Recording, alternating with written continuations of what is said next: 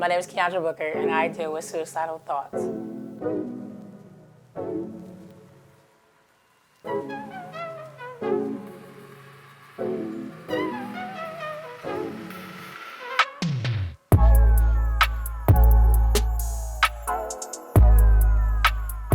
Me having these suicidal thoughts would start from being a child who was rejected and neglected by their father at such a very young age, at being 6 years old, and then having to deal with a mother who at times would verbally tell you that they wish they never had you, and then you losing your grandfather who was your protector, your guide. So at the age of 13, I found myself not wanting to live anymore because I felt that my parents who birthed me and raised me really didn't want me. So I felt that it was best to just, take a stage left and leave. I did see there was a reason to be here. Yes, I have a lot of friends, a lot of colorful friends, as that I'm loved by the community. People know who I am. They know my name. But yet that didn't matter to me. How I felt was if the people who brought me this world didn't want me, then what does it matter about everybody else who cared to seem to like me outside of my household? So for me, suicide honestly felt like the best decision to make at the time of being 13, 18 years old. I thought suicide was normal because I've actually witnessed classmates, I wouldn't say my classmate, but I knew a young lady in high school who died by suicide. And death, I should say this, death in my family growing up is very normal. It's very relative. It happens all the time. So death by suicide didn't really seem any strange than somebody being died by natural causes, died by illness, died by murder. So why would suicide be any different? Being raised in a Christian home, suicide is not something that people want to talk about because if you, quote unquote, die by suicide, you're looked to go to hell. I just felt like it's natural to feel like angry, sad, and frustrated. So why could I also be allowed to feel like I don't want to live anymore? There's depression that I suffer from, which of course I knew. So it just reaffirmed what was already going on. And how I feel about it, I still feel normal. I still feel like I'm still Keandra. Nothing's changed.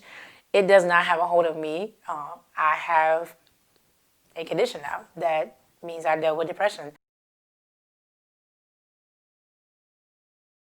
How I started coping before I actually really knew or really, I guess we'll say, admit that I had a mental illness was that I would write journals, write it out with poetry, listen to music. Music was really my number one safety. Like that is my go-to thing when I'm just not in my right mind. Music is everything. I actually have a tattoo that says music is my drug. And so besides that, I would also say talking to people about it. Like now, I go to a counselor, which I'm so thankful to still go to actually be seeking a counselor.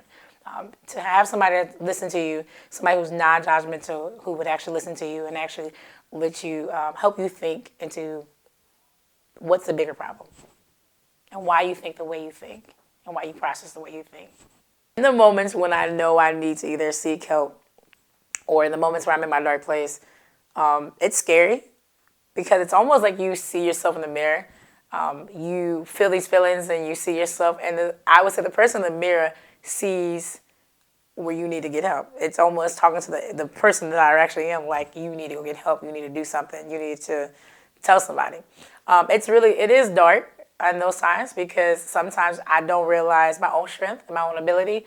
There's been times where I'm scared to drive a car, which is the reason why I believe I got my license pretty delayed because I would I'd have more than likely driven myself off the road. In those times, I really, really probably talk a lot more to people than people really realize. Like, is this not a norm? It's because I sometimes need that social to kind of stop me.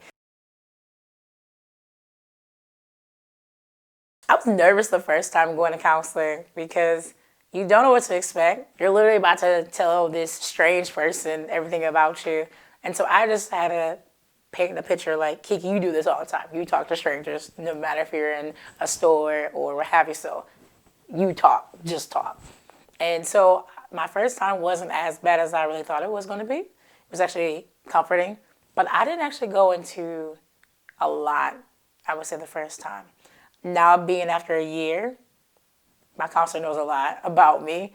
She knows that I still struggle with suicidal thoughts. There's actually been a time period twice, two time periods in this year that I have stopped going for 3 months.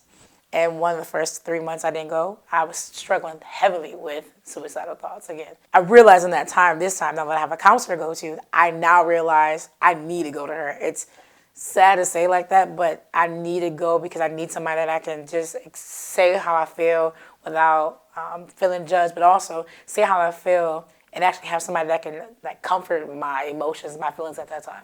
Because truth be told, family, friends, they're there, but I don't think they always understand how you actually feel.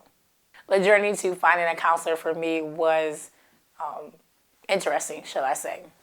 I had all these signs that I should find a counselor after my friend advised me to go see a counselor back in December of 2018. Charlemagne the God had just wrote a book about his own experience with mental health, and he talked about how he went about finding a counselor. And then my favorite podcast was talking about how to find a counselor too. So the mixture between the book and the podcast, Jesus and Jollof podcast, I pretty much made my own criteria of how I find a counselor. I didn't really care what nationality my counselor would be, but I did really care. The number one thing I really cared about was that they would be faith-based. And the reason why I say this is because I know being a Christian, I would talk about God, maybe not all sessions, but God would come up. And so I didn't want to feel like, oh, you don't believe in God, so, taboo, we're not talking about this. I did not care about the sex either. I felt more comfortable, though, with a woman, but I really didn't prefer anyone. But I would say besides wanting a Christian-based counselor, I really did not want a counselor that everybody in the whole city was going to. And I believe you should find a counselor with one that when you have conversation with, you don't feel judgmental, you're not scared, you want to be open because that's the reason why you're there. You want to have somebody that you can express yourself, bounce things off, and not feel like, closed in.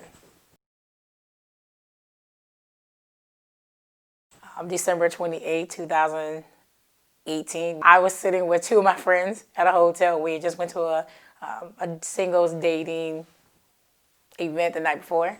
And one of my friends who I call now my accountability partner said, hey, Kiki, I think you need to go see a counselor.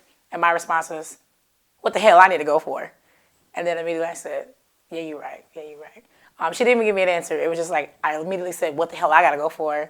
And then I realized, like, I probably should go to the counselor. My mom, I don't believe was against my going to counseling. One, because she knew who advised me to go to counseling. I think that's the reason why. I think she appreciated the person who said, hey, Kiki, you should go counseling. But I would say that now after being a year, I think she's more on board, like, okay, counseling may be doing some good for her. I don't quite see where it's doing good for her, but I think she's okay with it. Family and my friends, my close friends, I should say, now, and even then when I started going, I think we're just waiting and just observing. They were just waiting to see what my response would be, only be now knowing a year later because they want to go themselves. Because I continue to talk about my counseling experiences, it has now made my friends like, I want to go, I want to seek counseling. And so it's now have opened the doors for friends as well as strangers, and I would say coworkers or strangers, you sometimes don't know them. Now let them know it's okay to go get counseling and feel not judged about going to counseling.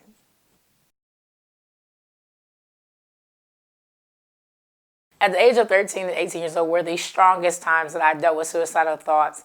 And so for me, that just felt like the best decision. But since then, I'm 31 years old. I've had 2 other big episodes of dealing with suicide, again at the age of 25. And that was just because I'd been discharged from the military. I had a car that was repossessed. I had been evicted from my first apartment. And then again, in August of this past year of 2019, when I took on the responsibility of raising my niece and nephew, I felt like the world was just on top of me. And with raising 2 young ones and then just not having the support that I felt like I should have with my family, again, I felt like it was just best, again, to just leave.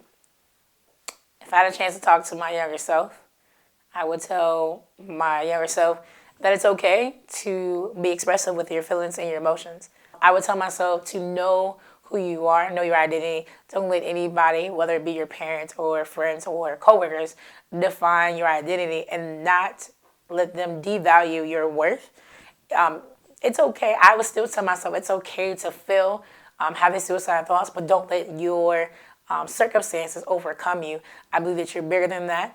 And I would also say that just because you feel those emotions, those pains, doesn't define who you are. I'm still Keandra Booker, and you are still Keandra Booker. It does not define you, and that you will be better than this, and you will grow and be bigger than it.